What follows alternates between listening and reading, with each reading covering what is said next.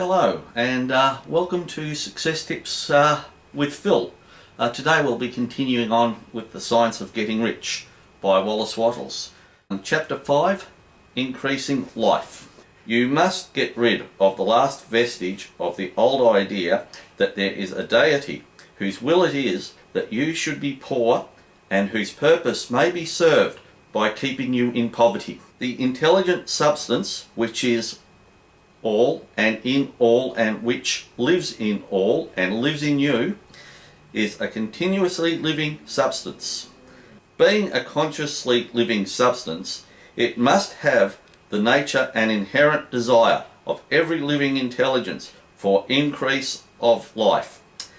Every living thing must continually seek for the enlargement of its life, because life in the mere act of living must increase itself. A seed dropped into the ground springs into activity, and in the act of living produces 100 more seeds.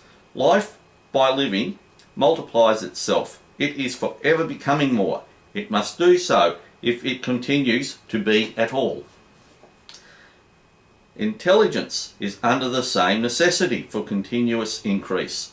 Every thought we think makes it necessary for us to think another thought. Consciousness is continually expanding. Every fact we learn leads us to the learning of another fact. Knowledge is continually increasing. Every talent we cultivate brings to the mind the desire to cultivate another talent. We are subject to the urge of life, seeking expression, which ever drives us on to more, to do more, and to be more. In order to know more, do more, and be more, we must have more. We must have things to use, for we learn and do and become only by using things. We must get rich so we can live more. The desire for riches is simply the capacity for larger life, seeking fulfillment. Every desire is the effort of an unexpressed possibility to become into action.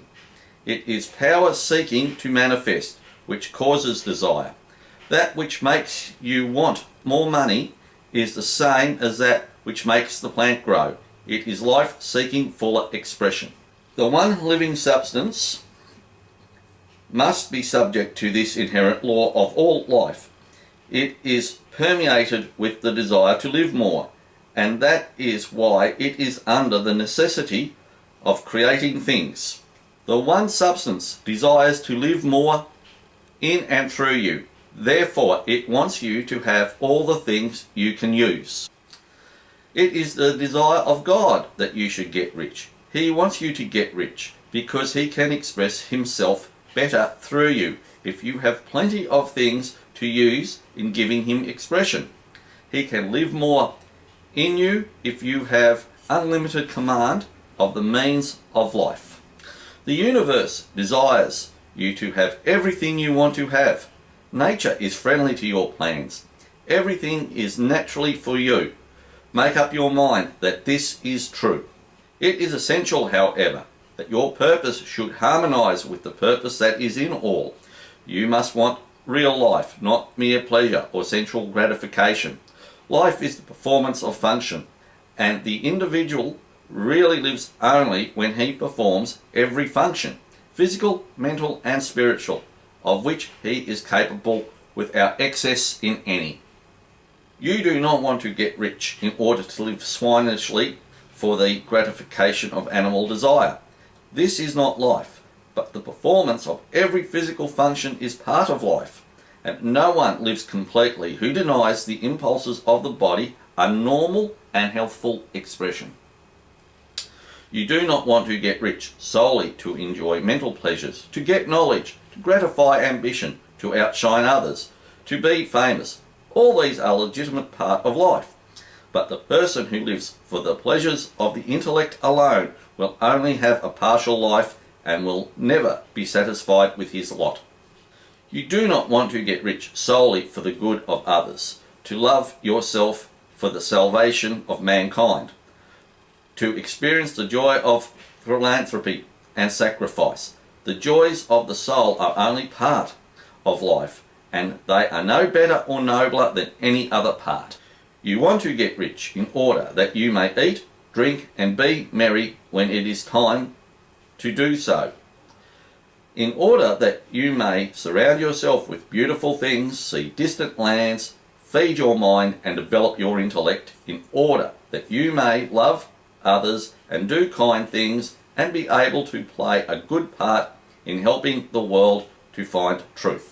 But remember that extreme altruism is no better or no nobler than extreme selfishness. Both are mistakes. Get rid of the idea that God wants you to sacrifice yourself for others and that you can secure his favour by doing so. God requires nothing of the kind.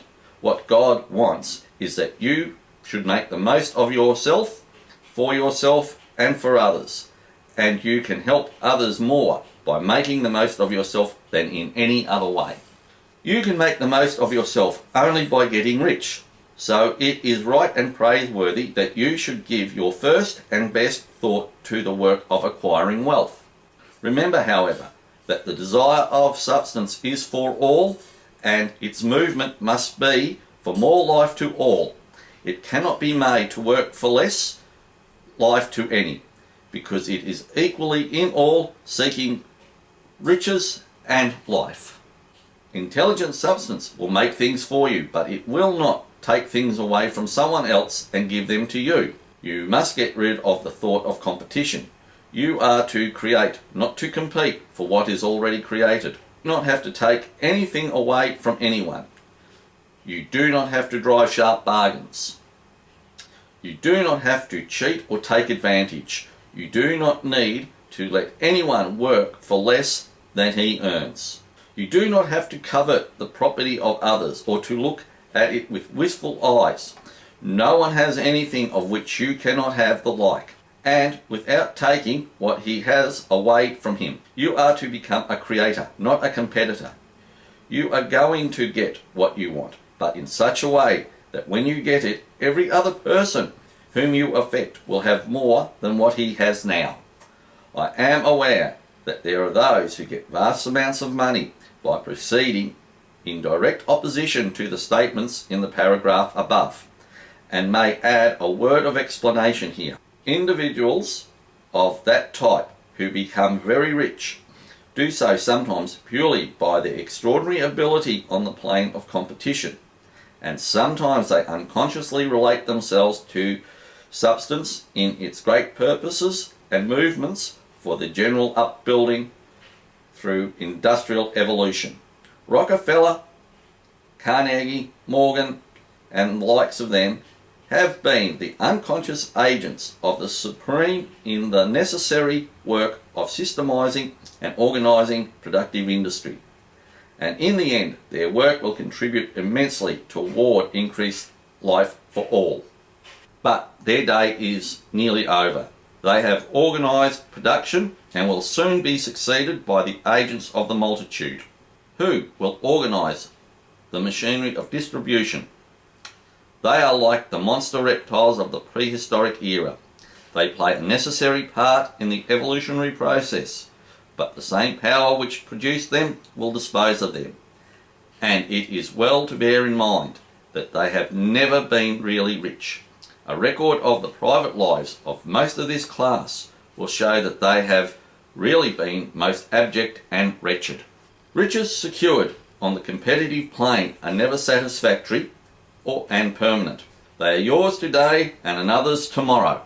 Remember, if you are to become rich in a scientific and certain way, you must rise entirely out of competitive thought. You must never think for a moment that the supply is limited. Just as soon as you begin to think that all the money is being cornered and controlled by others, and that you must exert yourself to get laws passed to stop this process, and so on, in that moment you drop into the competitive mind and your power to cause creation is gone for the time being. And what is worse, you will probably arrest the creative movements you have already begun, that if there were not, more would be created from thinking substance to supply your needs. Know that the money you need will come, even if it's necessary for 1,000 men to be led to the discovery of new gold mines tomorrow. Never look at the visible supply.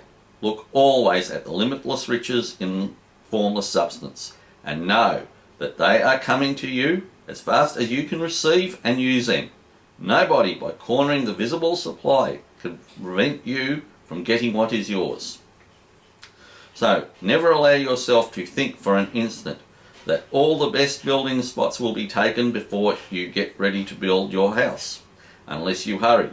Never worry about the trusts and combines, and get anxious for fear they will soon come to own the whole earth. Never get afraid that you will lose what you want because some other person beats you to it. That cannot possibly happen. You are not seeking anything that is possessed by anybody else. You are causing what you want to be created from formless substance, and the supply is without limits. Stick to the formulated statement. There is a thinking stuff from which all things are made, and which in its original state permeates, penetrates, and fills the interspaces of the universe. A thought in this substance produces the thing that is imagined by the thought. A person can form things in his thoughts, and by impressing his thought upon the formless substance can cause the thing he thinks about to be created. That is the end of chapter 5. Thank you for watching. Yes, to get more of the science of getting rich, please subscribe, and if you like the video, please give it a thumbs up. Thank you very much for watching Success Tips with Phil.